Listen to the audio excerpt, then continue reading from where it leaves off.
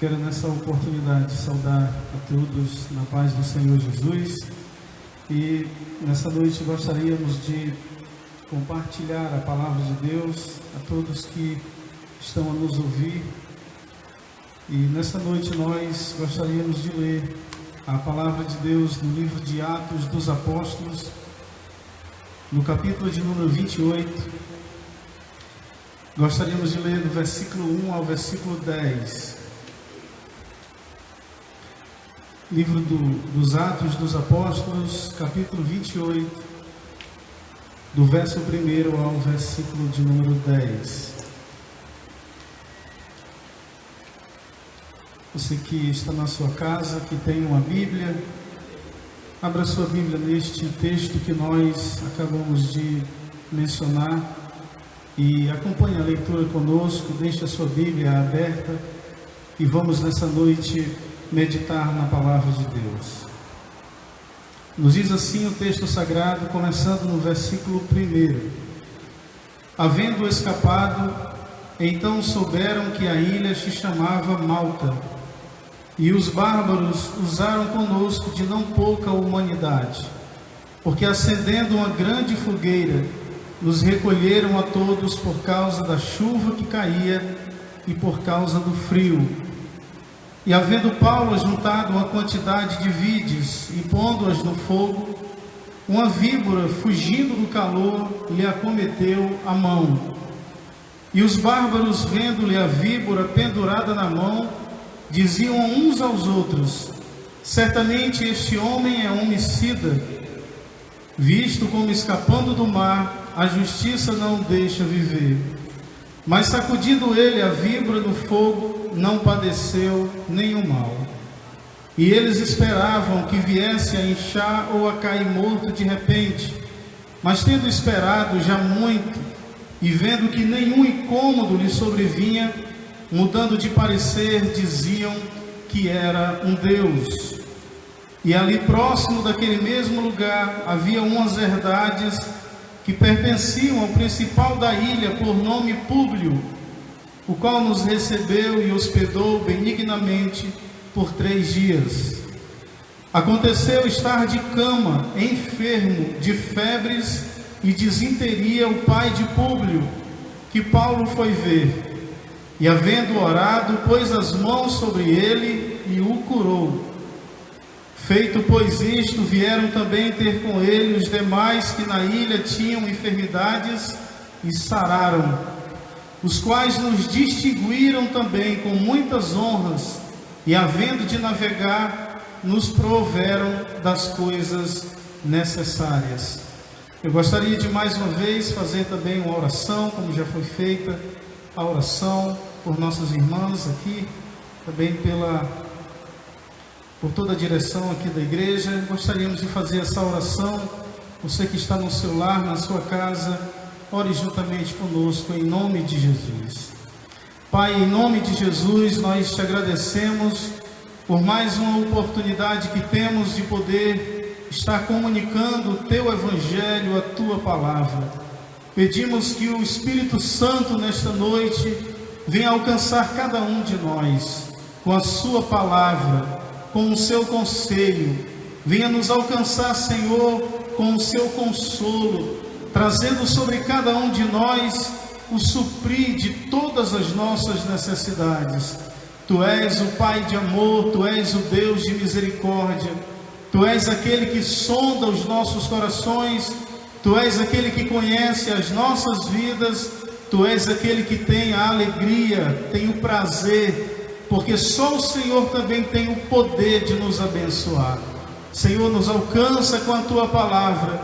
Pedimos que o Senhor fale aos nossos irmãos e irmãs, aos amigos que nessa noite estão nos ouvindo, ou que depois ouvirão essa palavra. Em nome de Jesus, Senhor, pedimos que o Senhor nos dê a Tua direção e nos abençoe. Em nome de Jesus. Amém e amém. Queridos irmãos e irmãs, amigos que nessa noite nos ouvem, nós lemos nessa noite o capítulo 28 de Atos dos Apóstolos, e o capítulo 28 é o último capítulo deste livro. um livro maravilhoso. Atos dos Apóstolos é um livro que narra o início, o começo da igreja do Senhor Jesus. E o que eu percebi, o que nós percebemos quando nós lemos o livro de Atos dos Apóstolos, é que este livro ele começa falando de grandes manifestações espirituais da parte de Deus. Como por exemplo, nós temos já no início deste livro a referida ascensão de Jesus aos céus, que foi uma das manifestações maravilhosas que os discípulos puderam ver, quando a palavra do Senhor vai nos dizer no início, no primeiro capítulo do livro de Atos, que Jesus é assunto aos céus, aos olhos ou diante das vistas dos seus discípulos. Mais à frente, no capítulo 2, nós temos o derramamento do Espírito Santo, quando os irmãos que estavam reunidos em Jerusalém foram revestidos do Espírito Santo, começaram a falar em outras línguas, e todos nós sabemos a grande manifestação do poder de Deus salvando almas durante aquele momento do derramamento do Espírito Santo. No decorrer do livro nós vemos as grandes manifestações do Senhor no livro de Atos, através das curas, através das libertações. Quantos relatos nós temos já ali no começo, no capítulo 3, de um grande milagre operado pelo Senhor Jesus através dos seus discípulos Pedro e João. E na sequência do livro nós vamos encontrar tanto Pedro quanto o apóstolo Paulo fazendo orações no nome de Jesus, e a gente conhece a história de ver paralíticos andando, de ver mortos ressuscitando e de ver também muitas vidas sendo libertas pelo poder do nome de Jesus. Pessoas que estavam oprimidas, possuídas por espíritos malignos, eram libertas também através do poder de Deus. Portanto, este livro é conhecido como o livro das manifestações sobrenaturais e poderosas do nosso Deus. Agora, o interessante é que no livro de Atos, ele também, juntamente com a manifestação do Espírito Santo, nós encontramos também, juntamente com toda essa presença do poder de Deus, nós encontramos uma grande manifestação da solidariedade. Nós podemos ver que logo no começo do livro de Atos dos Apóstolos, enquanto o Senhor derramava o seu Espírito e trazia e derramava sobre a igreja as grandes manifestações do Espírito Santo, como eu acabei de falar, também a palavra de Deus nos registra, nos mostra, nos ensina que muitos daqueles dias vendiam as suas propriedades e, após venderem as propriedades, levavam o preço e depositavam aos pés dos apóstolos, e estes repartiam a cada um segundo a sua necessidade. E a frase que marcou a igreja cristã no início, dentro do livro de Atos dos Apóstolos, é a seguinte: mas todas as coisas lhes eram comuns. Ou seja, é um livro que está cheio de textos que mostram para nós que o poder de Deus é manifesto, que o Espírito Santo se derrama, que acontece salvação de almas, que há curas e que há libertações. Mas também, juntamente com as manifestações de Deus, tem a manifestação da igreja, a manifestação solidária, a manifestação de olhar para o seu próximo e ajudá-lo em sua necessidade. Com o passar do tempo, tudo isto continua. O bonito é porque aquilo que começa no início do livro de Atos vai dar uma sequência. O mesmo Espírito Santo que manifestou no início, ele vai continuar durante toda a história. Você que conhece Atos dos Apóstolos, ou se você ainda não leu, eu te convido a ler esse livro. Você vai ver que o Espírito Santo continua manifestando o seu poder. As curas e as libertações continuam. O batismo no Espírito Santo, pessoas são revestidas do Espírito Santo. Agora, Com o passar do tempo, tudo isto continua. O Espírito Santo permanece operando na esfera espiritual. Aquilo que só o Espírito Santo pode fazer, ele fazia. Aquilo que era obra exclusiva da mão de Deus, do poder de Deus, continua. E o amor fraternal entre o povo de Deus também continuou. Quando nós lemos, logo no início, no livro de Atos, nós encontramos que a igreja, ela criou um apoio às viúvas. A palavra de Deus vai nos dizer que até se fez necessário a consagração de um ofício, chamado um ofício diaconal, para que homens cheios do Espírito Santo, cheios de sabedoria, administrassem a distribuição de alimento que era feita às viúvas daqueles dias. E a palavra de Deus também vai nos mostrar que no passar dos anos, vários trabalhos em prol das pessoas eram realizados para que suas necessidades fossem supridas. Há um período de uma grande fome sobre a região da Palestina, em especial na Judéia, e a palavra de Deus diz que a igreja em Antioquia e outras igrejas, como também a de Jerusalém, se movimentaram, e ali elas deram assistência aos irmãos carentes da região da Judéia. Então nós chegamos agora aqui ao capítulo de número 28, que é o capítulo final deste livro. E quando nós chegamos aqui no final do livro, nós encontramos de uma forma maravilhosa, guiado por Deus, como que um resumo.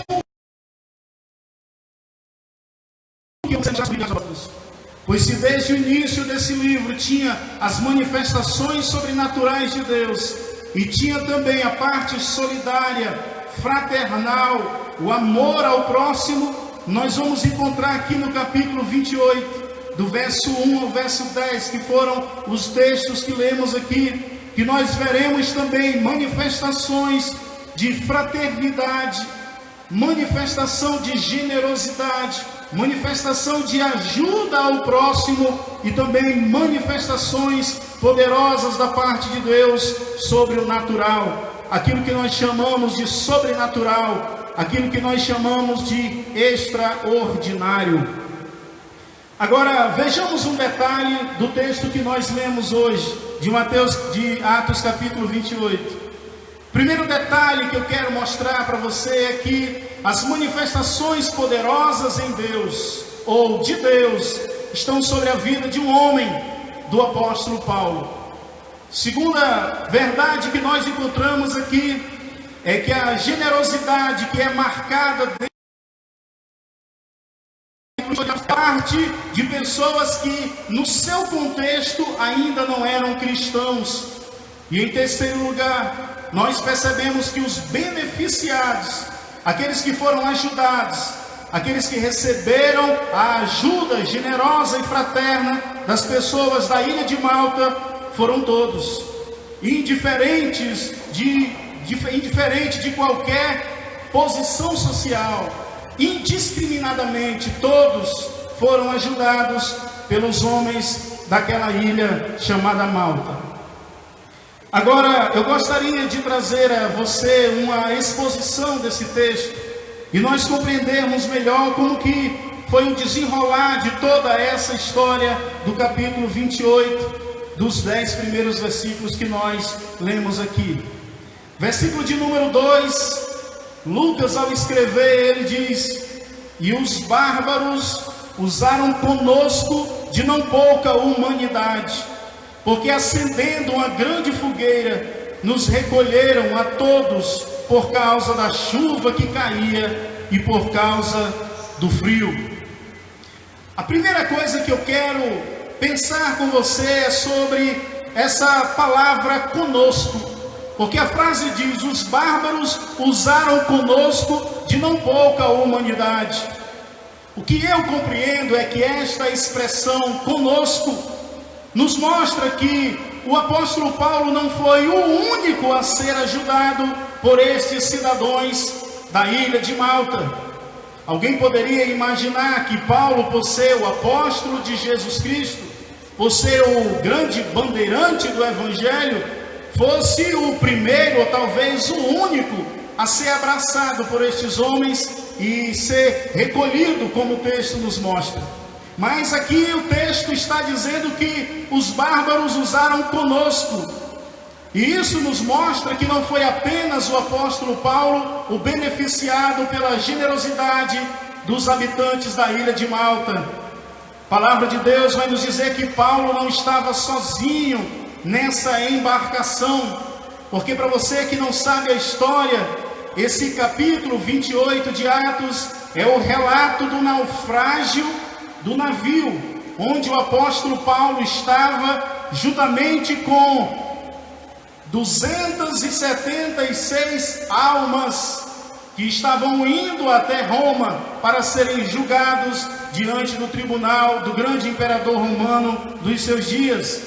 A palavra de Deus vai nos dizer em Atos capítulo 27, versículo 37, e éramos ao todo no navio 276 almas. E a palavra de Deus nos diz que quando este barco quebrou, que o apóstolo Paulo e essas centenas de homens nadaram e chegaram até a ilha, a palavra de Deus vai nos dizer que os habitantes da ilha, que os bárbaros da ilha, recolheram todos eles foram abraçados, todos eles foram bem-vindos naquele dia. Agora, uma coisa que eu quero que você compreenda, é que todos que estavam ali, exceto o capitão e os guardas e o centurião, todos os demais eram prisioneiros. Eles estavam naquela viagem não para uma viagem de férias, para um passeio. Eles não estavam naquela viagem para trabalhar, não. A palavra de Deus vai nos dizer que todos estavam debaixo das leis romanas. Estavam todos indo para Roma, estavam todos indo para enfrentar lá o tribunal do imperador. Podemos nós imaginar que, exceto Paulo, que todos nós sabemos que a prisão do apóstolo Paulo não é por delito, não é por roubo, não é por crime. A prisão do apóstolo Paulo é porque estava dando testemunho de Jesus, da sua ressurreição e da verdade do Evangelho.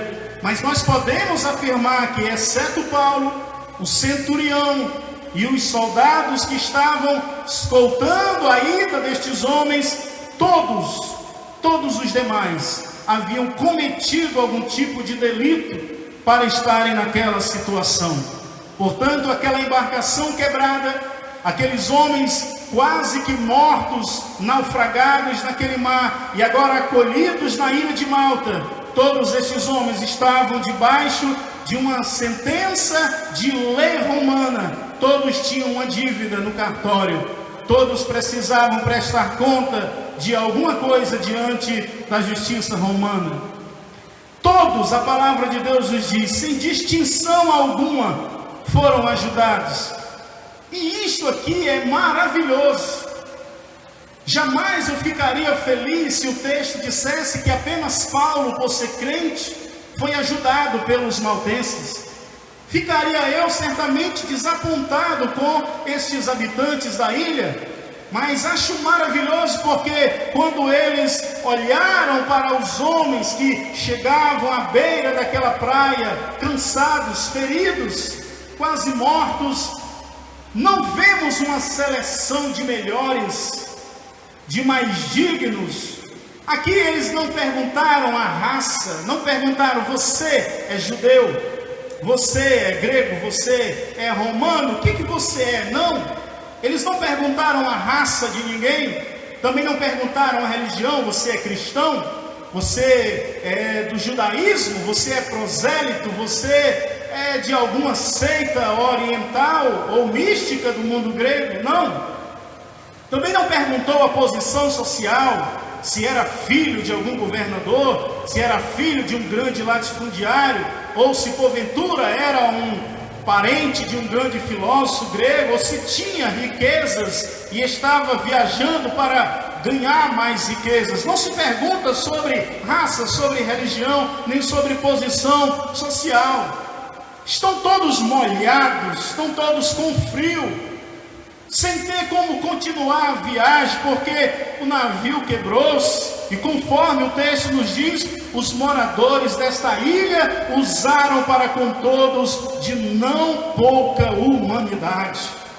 Quando eles olharam para esses homens chegando em suas terras, naquela situação, eles não pensaram outra coisa, eles não tiveram nenhuma dúvida, eles simplesmente abraçaram estes homens, ajudaram estes homens a saírem das águas, e a palavra de Deus vai dizer que eles usaram para conosco, porque o escritor estava lá, Lucas estava lá, e ele vai dizer, usaram para conosco de não pouca humanidade. Ou seja, foram generosos, foram amorosos, foram irmãos, foram próximos. Neste versículo 2, existem duas expressões que nos mostram como foi essa generosidade. Para que você entenda melhor como foi essa generosidade, eu quero lhe mostrar apenas duas palavrinhas. A primeira é essa palavra, nos recolheram. É a primeira palavra que faz parte da generosidade dos maltenses, porque a palavra diz, nos recolheram. A cena, meu querido irmão, minha amada irmã, é de um naufrágio.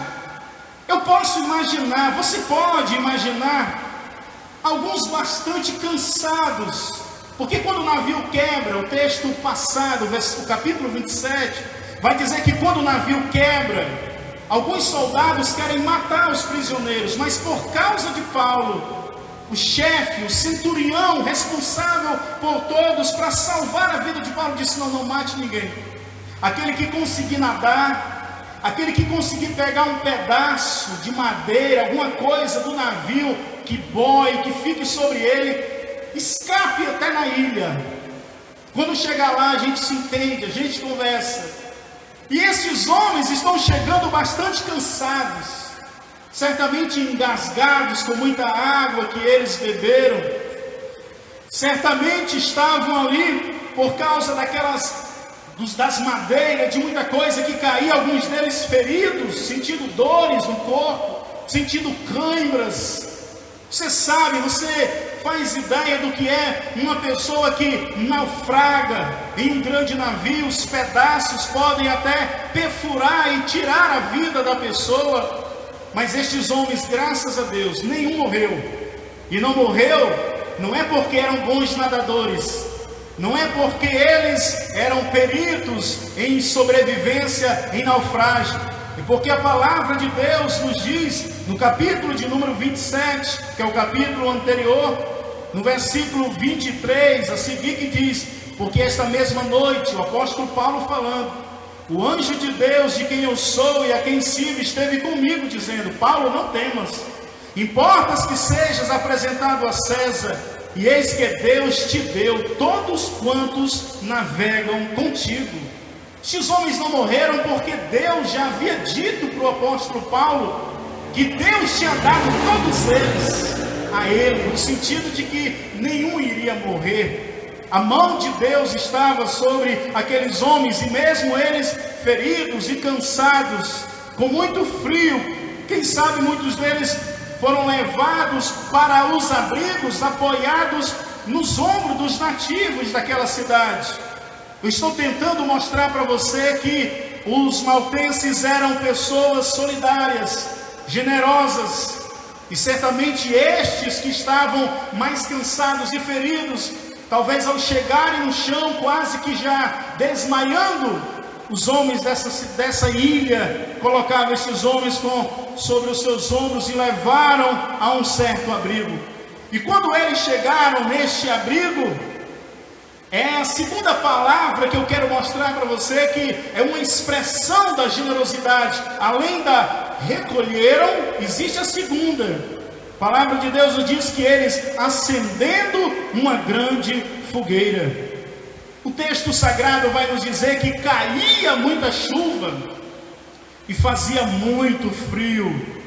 Se estes homens já estavam todos molhados, cansados, feridos fisicamente, emocionalmente, com o corpo todo molhado, de nadar para sobreviver depois que o navio quebrou-se. Quando eles chegam, ainda tem muita chuva esperando por eles, muito frio. E após todas essas coisas acontecerem, o clima chuvoso, o frio, o que mais a gente imagina que eles mais precisavam era de bastante calor. Diante de um frio físico, diante de um frio de alma, diante de um frio de sentimento, de emoção, de perda de esperança, diante daquela frieza de imaginar que poderiam muito bem serem mal recebidos naquela ilha e serem todos mortos, não tinham eles como revidar, estavam cansados. Inclusive o texto passado vai dizer que estes homens há dias que não comiam. Paulo pedia para que eles comessem, eles não comiam, então eles estavam desgastados, fracos, estavam debilitados fisicamente e emocionalmente, e eles agora precisavam de fogo, eles precisavam de calor, e graças a Deus, era isto que se tinha em abundância na ilha de Malta: calor humano, generosidade. Pois logo após serem recolhidos, logo se lhes acenderam uma grande fogueira. Porque a verdade é que uma fogueira pode não representar muita coisa. Para uma cidade como a nossa, alguém vai dizer que a fogueira só traduz ou só transmite fumaça, mau cheiro, uma cinza que vai ficar voando e que vai atrapalhar a nossa visão. Mas coisas que para nós podem não ter muito valor ou parecer muito simples, para alguém que está quase numa hipotermia, é algo raro, é algo único, é algo essencial para a sua vida. E foi justamente o que os maltenses fizeram. Trouxeram estes homens a um abrigo e logo fizeram uma grande fogueira para aquecer-lhe, porque caía muita chuva e fazia muito frio. Agora, além da bênção física, além dessa generosidade, produzir a Paulo e aos demais essa ajuda física, eu quero mostrar para você que essa generosidade dos maltenses lhes proporcionou-lhes algumas outras coisas também. Em primeiro lugar, a generosidade desse povo ao receber Paulo e os demais homens transmitiu a eles tranquilidade, sossego na alma, uma sensação agradável de bem-estar na alma. Depois de estarem dias e semanas sem verem a lua, sem verem as estrelas, sem verem o sol, depois de passar todo o período em alto mar, agora poderem colocar os seus pés em terra seca, de poderem ver as árvores, de poder ver terra, de poder sentir o cheiro do chão, de poder perceber que agora estão no seu habitat. Mas esse recolhimento dos homens, essa fogueira acesa, trouxe à alma destes homens uma tranquilidade, trouxe sossego, trouxe um bem-estar que esses homens há dias não tinham. Esses homens que estavam com a alma angustiada, esses homens que estavam em um poço de amargura, de tristeza, de falta de esperança, de desequilíbrio emocional. Mas o amor dos maltenses, a generosidade destes homens aqui, trouxe à alma destes homens sossego, tranquilidade e um bem-estar, trouxe paz. Em segundo lugar, esse acolhimento, esta fogueira, este calor e este calor humano trouxe saúde. Saúde não apenas para a alma, mas também, como muitos deles já vinham há dias sem se alimentar, como eu já lhes disse, e já vinha já horas nadando em alto mar, passando por todo este processo de muita água, de muito frio. Estes homens poderiam ter uma doença séria, eles poderiam estar vivos ali, mas eles poderiam adoecer, eles poderiam ter um problema mais sério, como eu já disse, uma hipotermia. A hipotermia, você sabe, é a queda na temperatura do corpo por causa da exposição prolongada de alguém ao frio. E o calor da fogueira lhes caiu muito bem.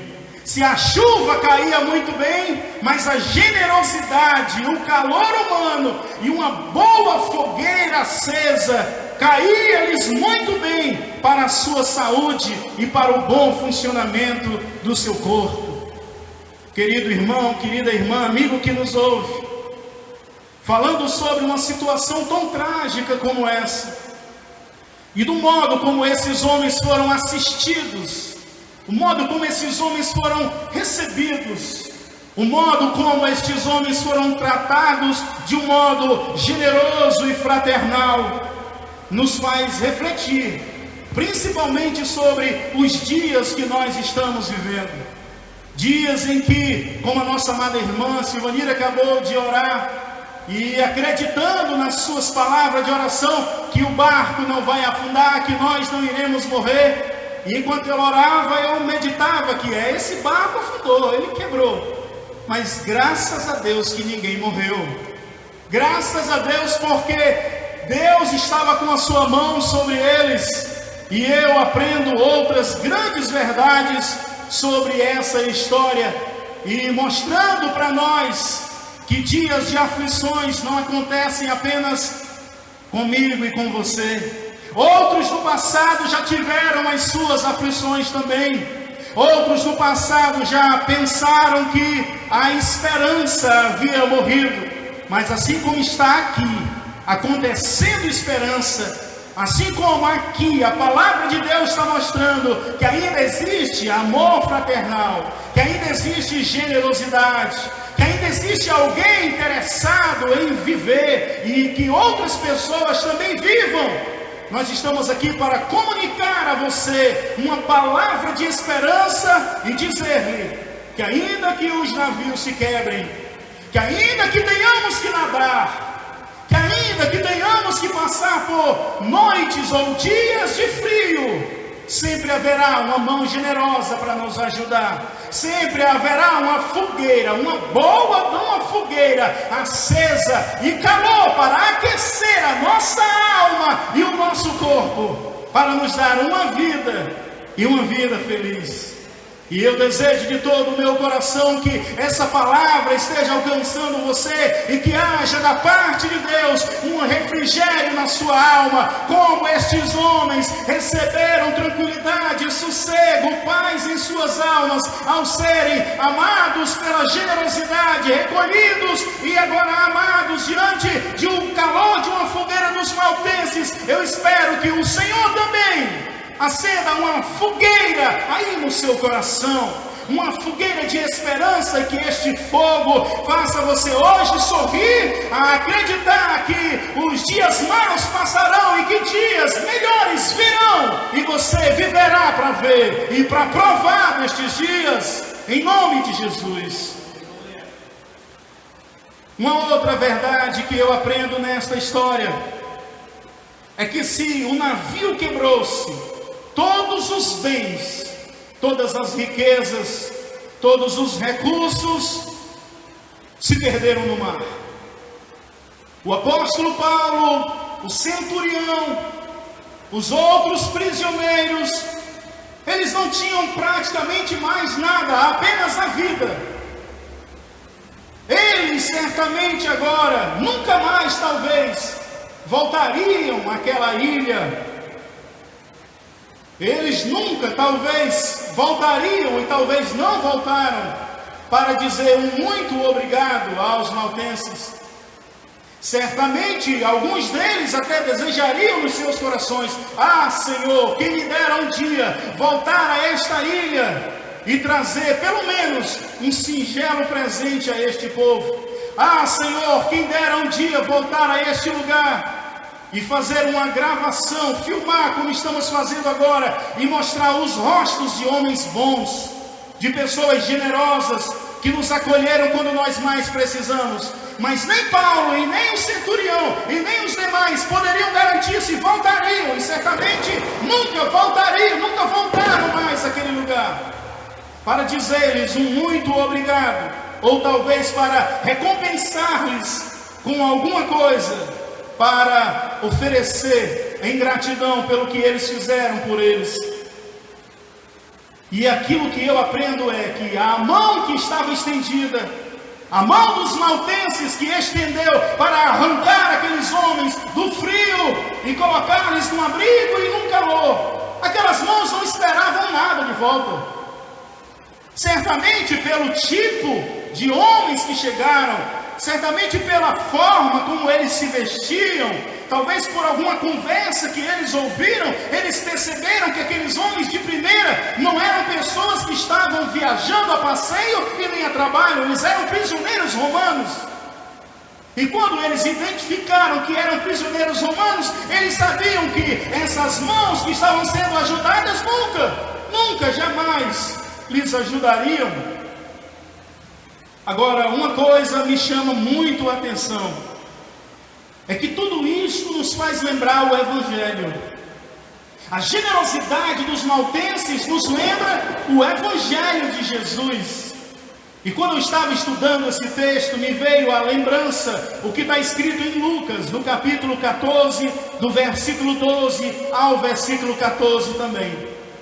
Que o Senhor Jesus disse que quando fizermos uma festa, não devemos chamar os nossos parentes apenas, não devemos chamar os amigos, os vizinhos, os ricos, que podem depois nos convidar e também nos retribuir com uma grande festa. Mas ele disse, quando fizerdes uma festa, convida o pobre, convida o aleijado, convida aquele que não pode te retribuir, convida aquele que não tem em sua mão a capacidade de fazer uma festa e chamar você. Faça uma festa e convide pessoas a quem você possa ajudar, e a tua recompensa seja no reino dos céus. E Jesus disse, e tu serás bem-aventurado. E eu fico maravilhado porque pelo contexto os maltenses não eram cristãos. Talvez o Evangelho ainda não havia chegado, não temos informação de que eles eram cristãos, mas eles viviam os princípios do Evangelho de Jesus sem conhecer. Eles mantinham, eles alimentavam, se aprenderam do próprio Deus. Mais à frente você vai ver que tem uma influência, por isso que eles são assim, mas que eles praticavam porque seus corações eram dedicados àquilo. Os maltenses eram homens que não fechavam o coração quando este coração recebia a oportunidade de amar. Esses dias eu tenho pensado muito sobre isso e conversando com alguns amigos eu tenho dito, o Brasil e o mundo vive a maior oportunidade daquele que realmente é de Deus mostrar o lado amoroso que Jesus nos ensinou. Mas a gente percebe, parece que não apenas no Brasil, mas até mesmo no mundo, muitos homens, muitas mulheres, muitos cristãos têm perdido a oportunidade de mostrar a sua generosidade, de mostrar isso que Jesus está ensinando. Mas para você que é generoso, para você que durante esses períodos difíceis tem aberto a sua mão, tem aberto o seu coração, tem falado palavra de uma forma direta ou indireta, tens você sido um maltense nesses dias, acolhendo as pessoas, ajudando, que Deus te abençoe, e a palavra diz que você é um bem-aventurado. Este princípio de Jesus, de convidar os pobres, os aleijados, aqueles que não podem recompensar, foi ensinado aos seus discípulos, ficou escrito nos evangelhos, e aqui está sendo praticado por pessoas que talvez nunca ouviram falar essa história. E é claro que quando nós falamos, e quando eu falo para você que tudo isso é princípio de Jesus ensinado aos seus discípulos, eu não estou dizendo que com isso esse ensino é apenas para os discípulos. Não estou querendo dizer que apenas a igreja pode viver esse texto. Não estou dizendo que você que me ouve, que ainda não é um cristão praticante, que essas palavras não são para você de forma alguma. Na verdade, é dever do discípulo, é dever da igreja viver esses princípios. Mas eu quero dizer que o princípio do amor, o princípio da generosidade, o princípio de amar o próximo é princípios universais. São princípios que cabem dentro da igreja, mas são princípios que cabem aí dentro do seu coração. Não importa quem você é, não importa a sua posição religiosa, o princípio da fraternidade, do amor, é um princípio universal. E sabe o que eu penso? Se fala de muita coisa para vivermos melhor. Se fala de uma economia, se fala de muita riqueza, se fala de outras coisas que eu não quero aqui citar, mas você já deve ter ouvido nas redes sociais, na televisão, no dia a dia, no bate-papo entre amigos. Coisas e mais coisas que parecem ser a solução para termos uma vida melhor. Mas sabe o que eu penso? Depois de ver tudo isso que está acontecendo no mundo, eu tenho aprendido que parece que apenas vivendo esse princípio é que nós um dia teremos um mundo melhor. Eu já citei essa frase algumas vezes e vou citar mais uma vez. O mundo talvez não precise de um grande cientista. O mundo talvez não precise de um grande artista. Talvez o mundo não esteja precisando de um grande músico, de um homem intelectual, de homens e mulheres bonitos e bonitas. Nunca se viu tanto a idolatria ao corpo. É muita gente bonita, é muita gente arrumada, é muita gente rica, é muita gente cantando em lives. Tudo isso se tem, mas parece que o mundo está cada vez pior. É porque o princípio de um mundo melhor é o princípio de olhar para o próximo e vendo o próximo a necessidade, e ver a necessidade como a oportunidade de mostrar o que melhor podemos fazer. Só assim teremos um mundo melhor. Enquanto eu estava escrevendo, estudando isso que eu estou falando para você, era cedinho da manhã, e eu ouvia uma mulher conversando com um rapaz que eu sei que ele mora na rua, e ela estava lhe entregando uma roupa. Eu ouvia as palavras dela dizendo: essa roupa é boa, você não vai perder essa roupa, vista ela, porque já tinha ouvido outros dizendo que alguém estava sem camisa, e ouvi que essa mulher estava oferecendo a roupa para ele e dizendo que ele não a perdesse.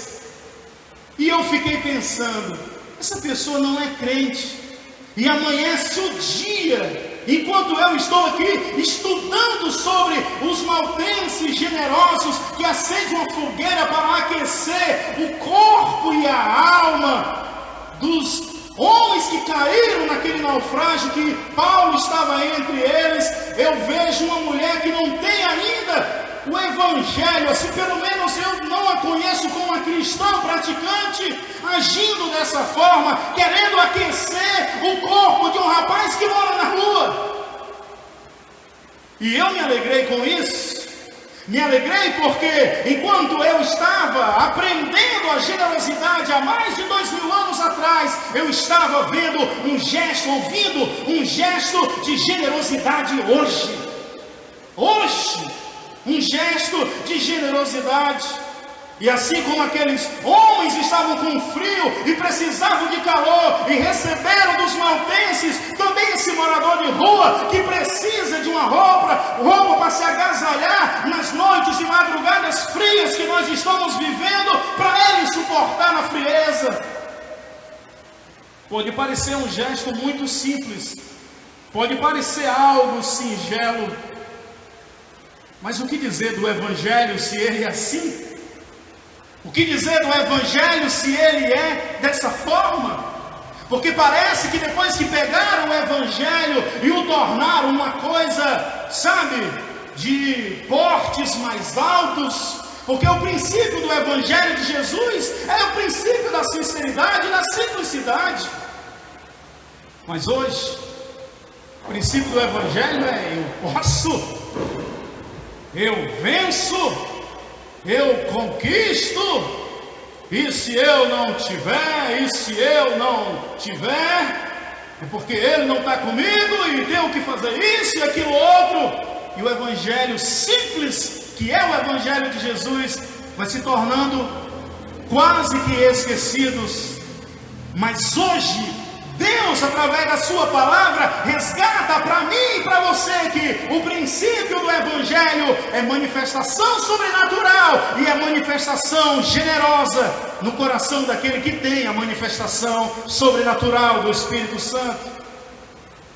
Portanto, para mim finalizar este assunto do versículo de número 2, esse texto nos mostra uma grande generosidade de amor para com o seu próximo. Homens que ainda não haviam sido alcançados pelo Evangelho de Cristo, mas que seus corações estavam dispostos a prestarem auxílio aos necessitados. Essa é a grande lição que eu aprendi, que estou aprendendo, e eu espero também que você esteja ouvindo, esteja aprendendo. Agora, do versículo de número 3, quando nós chegamos do versículo de número 3 ao versículo de número 6, a palavra de Deus vai nos mostrar que estes versículos tratam de um grande livramento de Jesus para com a vida do apóstolo Paulo.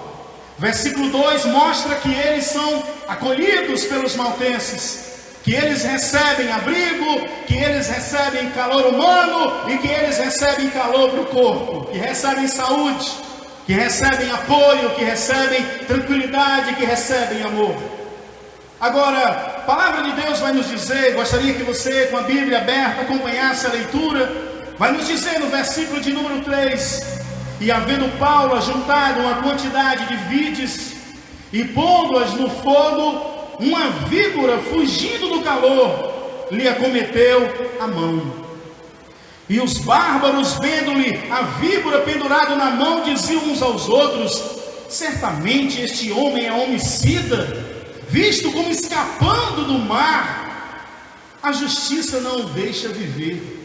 Mas sacudindo ele a víbora no fogo, não padeceu nenhum mal. E eles esperavam que viesse a inchar ou a cair morto de repente. Mas tendo esperado já muito e vendo que nenhum incômodo lhe sobrevinha, mudando de parecer, diziam que era um Deus. Eu gostaria de meditar com você nessa parte e trazer aqui alguma coisa que fala da manifestação do poder de Deus, mas de algo também assim um tanto quanto interessante, que não é uma coisa apenas dos nossos dias, já vem de muito tempo. Em primeiro lugar, no versículo 3, fala que Paulo juntou uma quantidade de lenha, de madeira, de vides. E diz o texto sagrado que, estranhamente, tinha uma víbora entre essa madeira. E quando o apóstolo Paulo, ele pôs essa madeira no fogo, esta não queria ir junto com a lenha, claro que não. E ela resolveu pendurar na mão de Paulo. Ela morde a mão de Paulo. Agora, o que nós aprendemos aqui com essa atitude do apóstolo Paulo? Ele vai pegar esses gravetos, essas lenhas para colocar na fogueira. Eu aprendo aqui algumas coisas, eu quero compartilhar com você. Primeira coisa que eu aprendo é que, embora Paulo ele fosse diferente dos demais, dos demais prisioneiros, é claro, porque, como já falei, se os outros estavam ali, é porque cometeram algum delito. Paulo não, ele está preso por pregar o Evangelho de Cristo. Mas se Paulo é diferente dos demais, ele não é um homicida, ele é apenas um preso por questão religiosa, e ele era apóstolo de Jesus Cristo, ele não arroga para si nenhum tipo de glória. Ele toma a decisão de sair na ilha sem conhecer, em busca de lenha para alimentar aquela fogueira. Eu não sei se algumas coisas aqui eu poderei falar, vou tentar falar numa linguagem que não venha, talvez, ser até compreendido por alguns, para que isso não lhes entristeça. Mas parece que status, posições religiosas, às vezes cria nas pessoas uma metamorfose estranha. Faz com que essas pessoas, saindo desse estágio primitivo, chegue a uma posição que essas pessoas, elas se tornam diferentes. Elas se tornam pessoas que não podem mais fazer certos trabalhos. E enquanto os outros estão assentados lá, olhando para a fogueira e se aquentando, o homem de Deus se levantou para buscar lenha. O homem de Deus, ele viu que a fogueira se apaga sem lenha. Ele percebeu que daqui a algumas horas, sem lenha, a fogueira iria se apagar e o fogo acabaria. Eu aprendo duas coisas com a atitude do apóstolo Paulo. A primeira é a visão que ele tem, é a compreensão que ele tem da coisa, da existência, da vida. Que ele precisava buscar lenha como os outros deveriam, mas já que ninguém foi, ele foi. E ele vai e encara no meio de uma terra que ele não conhece, buscar lenha, porque ele viu que a fogueira precisava de mais lenha. E a segunda coisa que eu entendo é a humildade deste homem de Deus. Ele não é o apóstolo Paulo vaidoso que alguns pensavam que ele era. Ele não é o tipo de homem de Deus que apenas ordena que outros trabalhem, apenas ordena que outros vão e façam. Ele dá o exemplo, ele se levanta e vai buscar lenha. Ele é apóstolo, mas ele tem 2 pés, ele tem 2 mãos e ele pode buscar lenha, porque ele sabe que se não tiver lenha, a fogueira vai apagar. A outra coisa que eu percebo é a parte final do versículo, que nos diz que aquela madeira que ele ajuntou tinha essa víbora, essa serpente, que prende, sai do calor e prende na mão dele, agarra a mão dele, e dá para imaginar, aquela situação assustadora, aquela cena de uma serpente presa à mão de um homem. Quando nós chegamos no versículo de número 4, aí o texto nos mostra reações irrefletidas destes homens maltenses. E isso é comum. Isso é comum. A palavra de Deus diz que a primeira coisa, eles viram a víbora pendurada à mão do apóstolo Paulo. E a palavra de Deus é clara, você ouviu que quando eles viram, eles tiveram atitudes irrefletidas. Mas deixa-me te dizer mais uma coisa. Em segundo lugar, eles falam uns aos outros: esse Paulo só pode ser um homicida. Este homem só pode ser o pior. Porque o texto sagrado vai nos dizer, como eu já lhe disse, que nós temos 276 almas que vinham naquele navio. E talvez esses homens pensaram: se este homem, somente ele, dos 276, somente ele foi picado, ele deve ser o pior.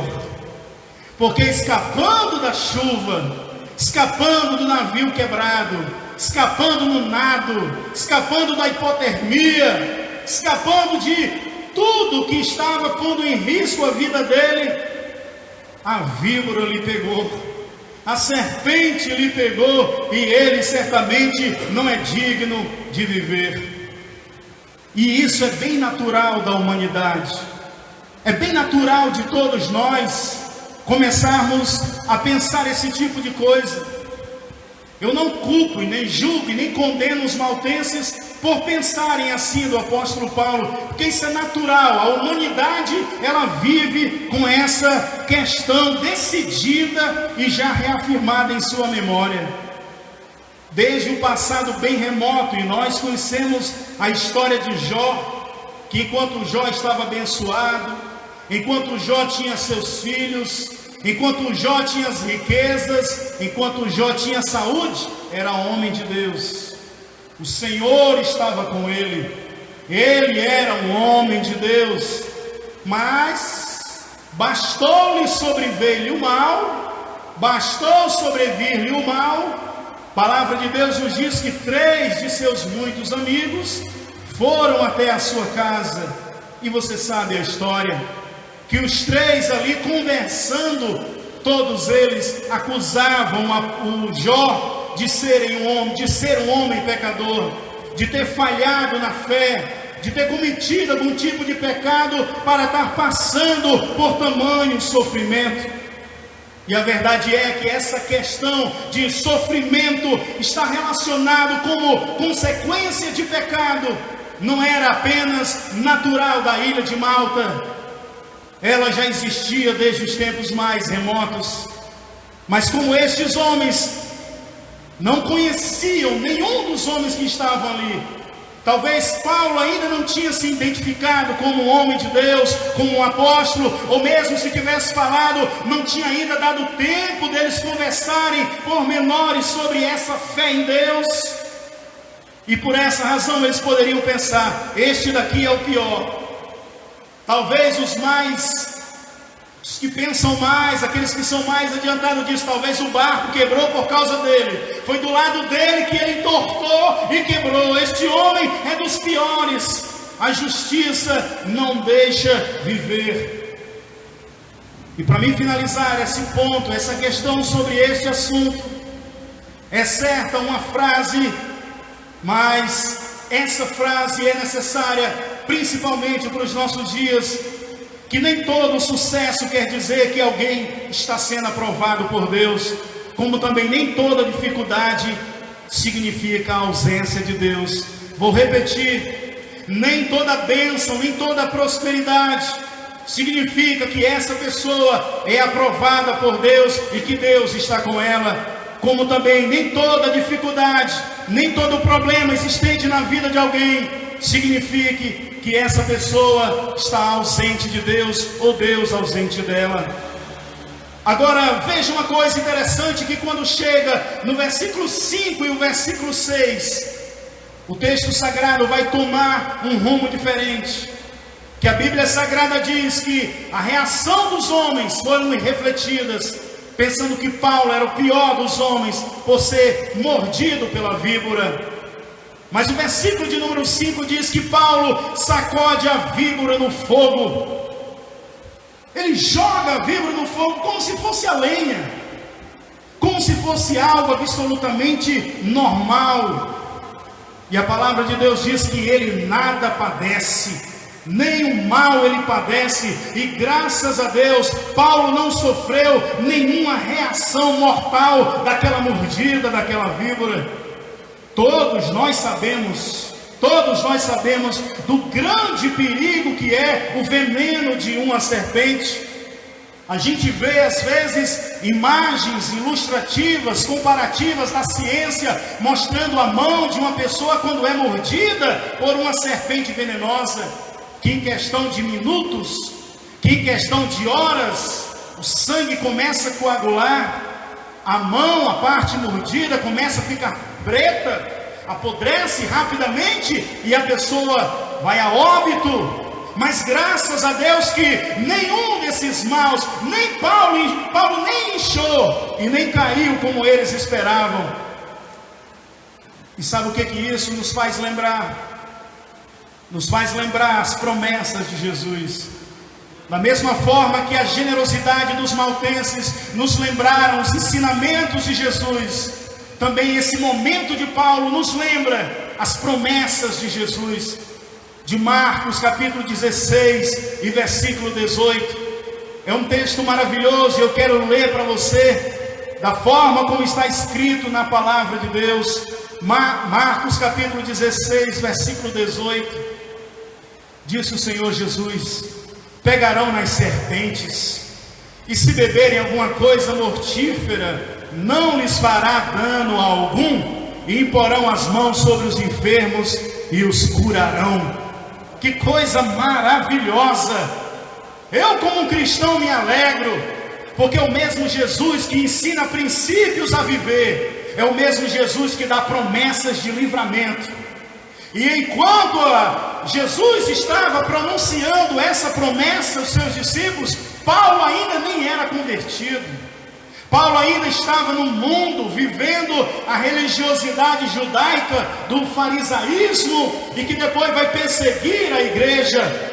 Mas essas palavras poderosas de Jesus estavam agora sobre a vida do apóstolo Paulo. E quem está debaixo das promessas de Jesus está certamente selado para ser abençoado por essas promessas. Agora, já que o apóstolo Paulo não morre, já que ele joga a serpente no fogo e não incha e nem cai, a reação dos homens muda. E se a reação primeira era de que Paulo era um homicida, a reação agora dos homens é outra. A reação dos homens agora sobre Paulo já é o extremo.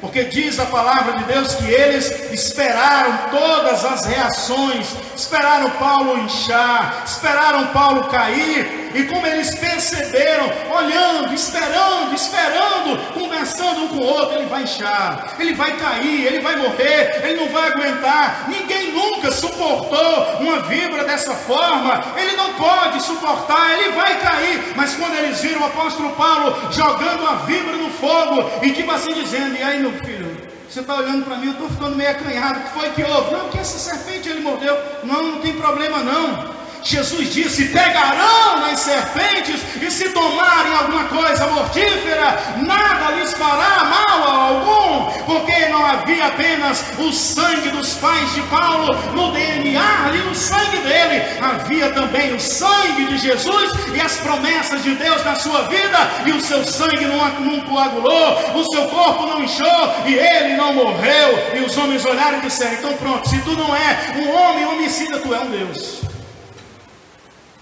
Só pode ser um Deus. Veja a mudança de posição drástica e rápida que esses homens dão ao apóstolo Paulo. Ele vai de um homicida, ele vai de um homem indigno de viver, a um Deus. E aqui nós vemos o perigo da precipitação. Julgar no imediatismo e não segundo as normas legais da vida. Olhar para uma pessoa e simplesmente, ao ver alguma coisa nela, já julgar e sentenciar essa pessoa. Estes homens erraram nas duas conclusões. Na primeira dizendo que Paulo era homicida, e na segunda dizendo que ele era um Deus. Paulo nem era uma coisa e nem outra. Eles julgaram o apóstolo Paulo nos dois maiores extremos que a humanidade pode julgar: dizer que alguém é indigno de viver e dizer que alguém é o próprio Deus. Eu entendo que, em primeiro lugar, eles disseram que Paulo era um pecador, um homicida, indigno de viver na terra. E depois, eles dizem que Paulo é um Deus com autossuficiência para existir e viver sobre a terra.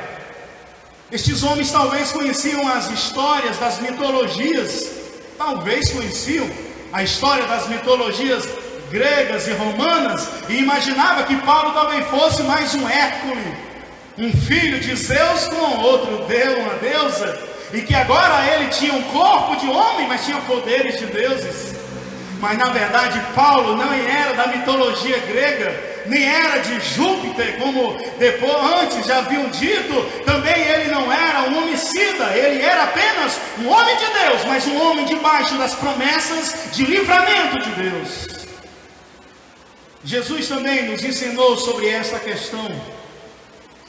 Quando Jesus nos ensina sobre julgar, sobre ver uma pessoa e querer achar quem é essa pessoa, Jesus ele nos dá uma ilustração em Mateus capítulo 12, versículo 33. Jesus disse: se conhece a árvore, se o seu fruto é bom, se ela é uma árvore boa. Conhece-se então essa árvore má, se o seu fruto é má. E ele finaliza dizendo: porque pelos frutos se conhece a árvore.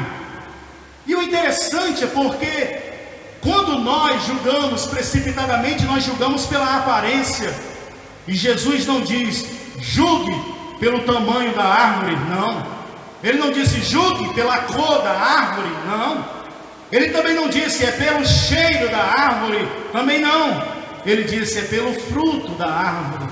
Não é pelo seu tamanho, não é pela sua cor e nem pelo seu cheiro. E quando ele fala a marca do discípulo, ele diz que este é conhecido pelo amor.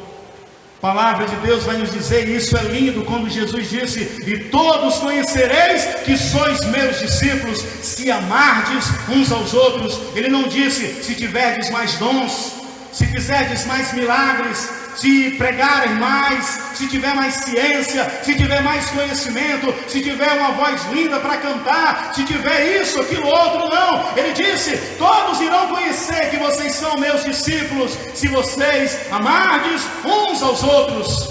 Posso aqui agora finalizar esse ponto dizendo para você, que nós que conhecemos a palavra de Deus, julgamos alguém ser de Deus ou não de Deus, não é pela sua prosperidade, não é pelo seu sofrimento, é pelo seu caráter.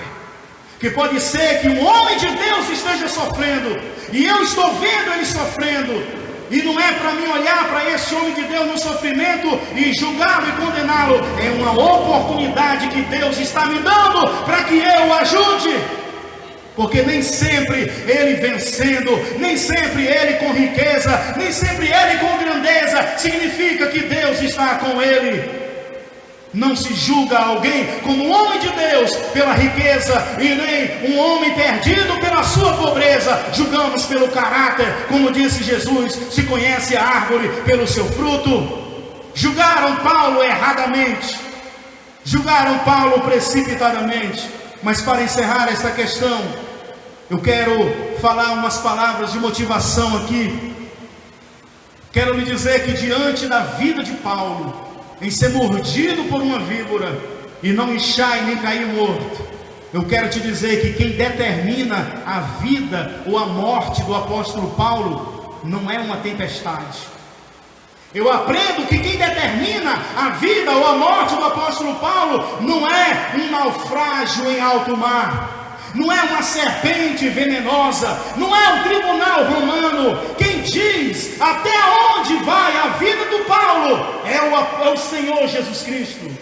Quem diz até onde ele vai é o dono da sua vida. Que em Atos capítulo 9, versículo 15, o Senhor, quando o escolheu, disse que ele era desde o ventre escolhido para dar testemunho aos reis, para dar testemunho aos gentios e aos filhos de Israel. E como ele ainda não tinha terminado o seu serviço, e havia ainda muito serviço a se fazer, nada e ninguém poderia parar ele. A tempestade, o Euroaquilão, né? A tempestade chamava-se Euroaquilão. O Euroaquilão não conseguiu destruir Paulo. O naufrágio não conseguiu. O veneno da serpente também. E nem o imperador vai conseguir. Porque nada e ninguém pode ditar sobre a vida daquele que é de Deus. Apenas Deus é quem pode dizer até onde a minha e a tua vida vai. Se Ele quiser que pare hoje, respirador, remédio, médicos e os melhores hospitais não me levam amanhã. Mas se Ele quiser que eu vá até amanhã, nem a morte pode me levar hoje. E isso estou dizendo para mim, mas é também para você. Eu estou te dizendo que, baseado nessa história de Paulo, quem tem a autoridade e quem tem a palavra final para dizer até onde vai na minha e na tua vida é Jesus e ninguém mais. O resto é conversa fiada. Confia em Jesus, que nem veneno mata o crente quando Jesus quer livrar ele.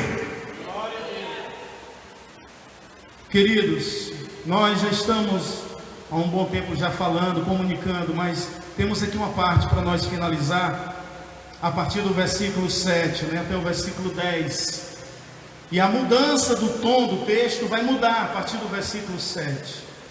Se nos primeiros versículos nós vimos a história do sofrimento de Paulo, dos demais prisioneiros que sofreu o naufrágio, o cansaço, as dores, e eles então ali com muito frio foram acolhidos pelos maltenses. Agora nos próximos versículos nós iremos ver aquilo que eu havia dito no início, as manifestações poderosas do poder de Deus. E na ilha de Malta a Bíblia não registra batismo do Espírito Santo, mas registra cura, e não é brincadeira não, é manifestação poderosa de Deus. No versículo 7, a palavra de Deus vai dizer que existe um homem chamado Públio. Ele é um homem muito generoso. A palavra de Deus vai dizer que Públio é um homem muito rico, ele tem muitas herdades naquela ilha. A palavra de Deus diz que ele é o principal da ilha. Dizem os estudiosos que esse termo principal era o prefeito, era o líder do povo daquela ilha.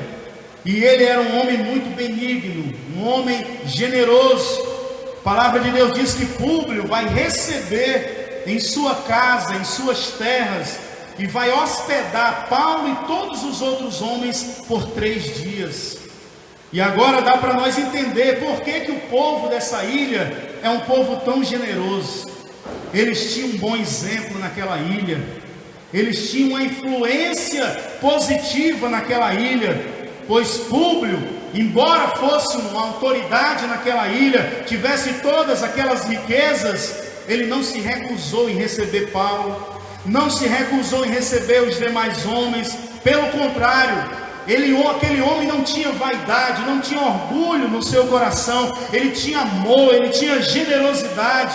E durante os 3 dias ele forneceu comida, água e um abrigo para todos eles. E o que mais me chama a atenção é que ele respeitou a todos indiscriminadamente. Ou seja, ele mesmo sabendo ali que havia o centurião, que era a autoridade romana, sabendo dos soldados pelas suas roupas que eles vestiam, e conhecendo os outros que eram prisioneiros, que eram homens que haviam cometido delitos, diz a palavra de Deus que ele recebeu todos.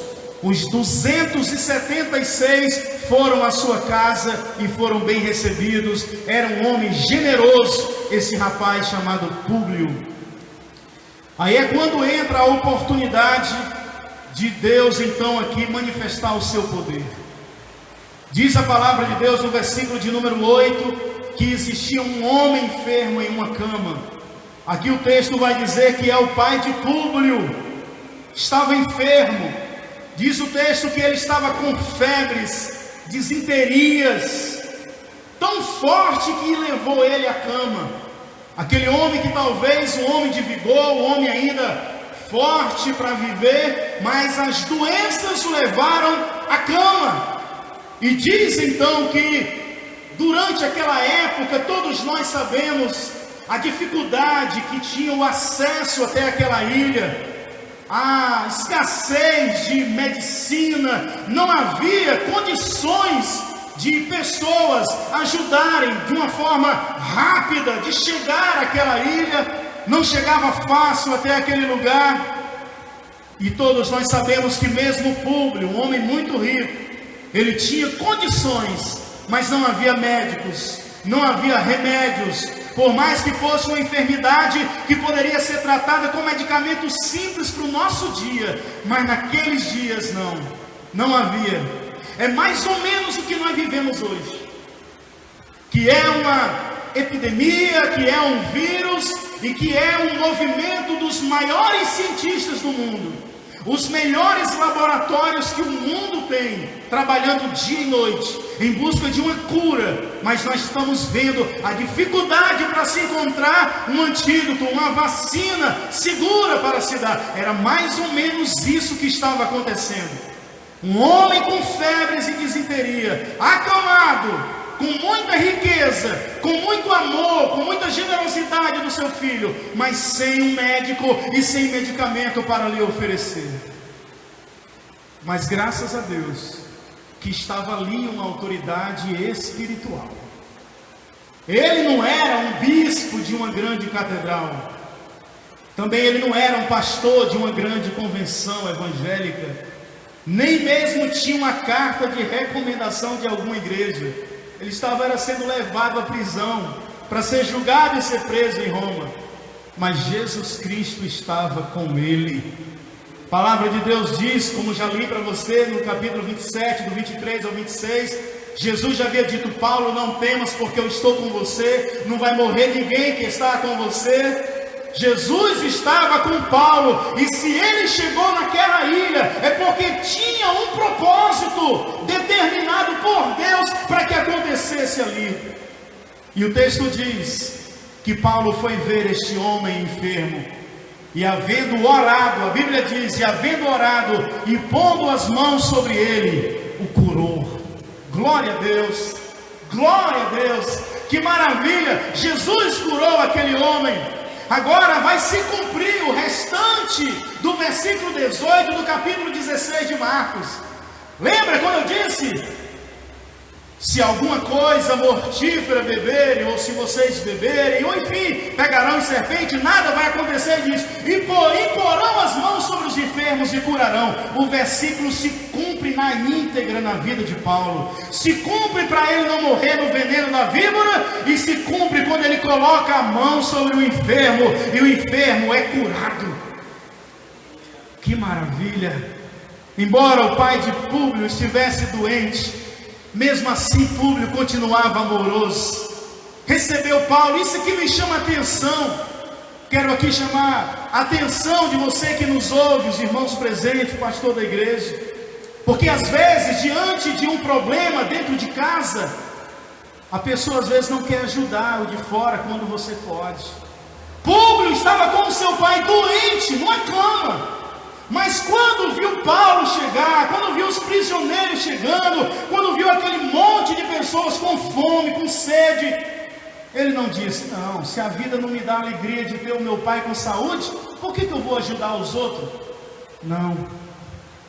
Diz a palavra de Deus que este homem não ficou murmurando, desejando mal para os outros. A cura do pai de Públio foi um motivo de uma grande alegria, e agora ele poderia se levantar da cama e continuar a viver. Eu sei que não é pelas obras que alguém é abençoado, é claro que não. É claro que não, você está me entendendo? Não estou querendo dizer que o pai de Públio é curado porque Públio é generoso, claro que não. Mas se Públio não tivesse recebido Paulo, Paulo não tinha conhecido seu pai. Se ele não tivesse acolhido aqueles homens, Paulo não teria conhecido o seu pai. E se Paulo não tivesse conhecido o seu pai, ele não teria orado. E certamente, antes deles irem embora, talvez aquele homem tivesse ido a óbito. Uma coisa é certa: ter amor no coração, ser generoso, abre a porta para as coisas boas também. Eu tenho certeza que você que está me ouvindo, está me entendendo.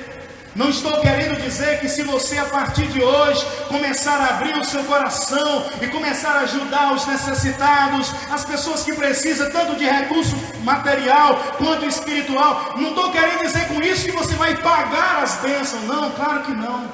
Mas uma coisa é certa: o coração de Públio era cheio de amor e de generosidade, e recebeu na casa dele um homem de Deus que pôde curar em nome de Jesus o seu pai.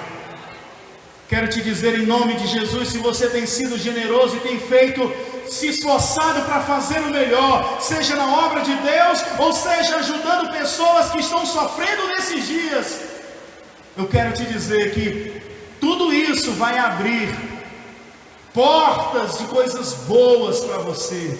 Porque não é apenas os homens que estão vendo, não é apenas alguém que está vendo, Deus também está vendo. E quando você semeia as coisas boas, você colhe as coisas boas. Semeie a generosidade, semeie o amor, semeie o respeito. Olhe para as pessoas e não as julgue pelo que você está vendo, mas espere o momento certo de falar e apenas ame. Porque amando você também será amado, abençoando você também será abençoado, ajudando você também será ajudado.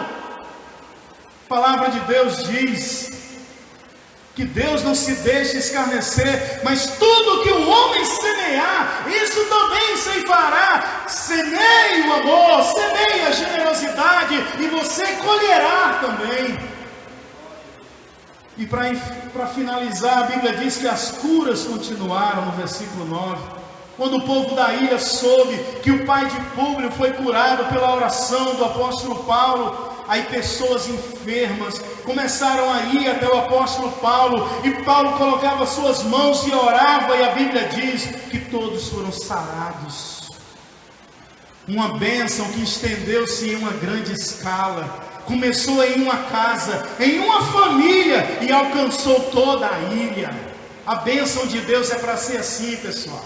A bênção de Deus é para ser assim. Começa com começa numa casa e alcança toda a cidade. Em nome de Jesus, que seja assim nos nossos dias, que a bênção, mesmo que às vezes comece tímida, comece pequena, mas ela vai ganhando proporções de escala e comece a alcançar tudo, e tudo seja abençoado por Deus. Aleluia. Olha só, de um foi a muitos, como um grão de feijão, que ao ser semeado, produzirá, uns dizem vagens, outros dizem bagens, enfim, que vai produzir dezenas e dezenas de grãos. É apenas um, mas vai produzir dezenas de grãos. Paulo estava ali como que uma sementinha de feijão de Deus, para produzir bênção para todos que estivessem com ele. Os que estavam no barco, que mesmo o barco quebrando, ninguém morreu. Que quando chegaram lá, os bárbaros lhes acolheram, fizeram fogueira. O pai de Públio que foi curado, agora todos os doentes curados. Talvez outros com doenças até mais graves, que pessoas talvez estivessem quase à beira da morte, mas diz a Bíblia que todos sararam. Bendito é o Senhor, todos sararam. Eu me lembro de Atos capítulo 17, versículo 6, quando Paulo está lá na região da Macedônia, em Tessalônica, e a Bíblia diz que quando ele começou a pregar, multidões se converteram, e o povo de Tessalônica dizia desse jeito: aqueles que alvoroçaram o mundo chegaram aqui. Que coisa tremenda! Aqueles que alvoroçaram o mundo chegaram aqui.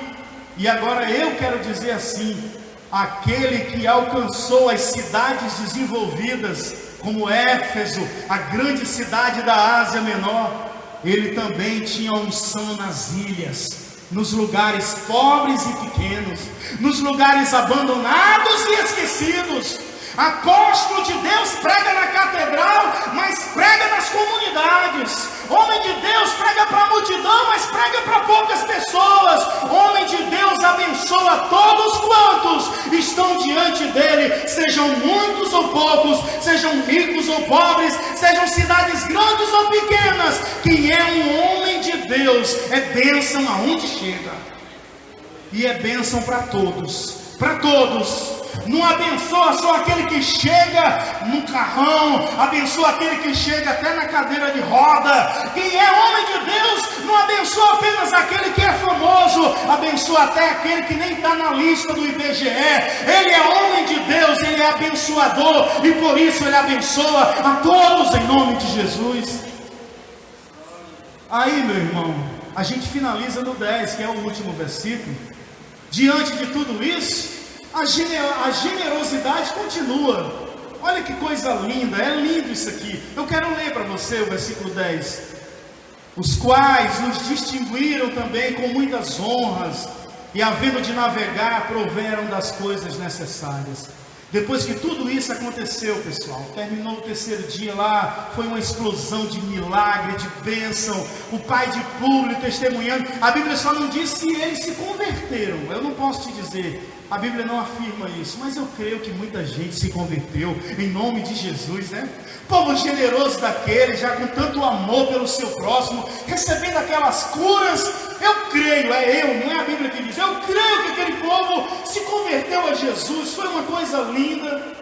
Agora, a generosidade continua.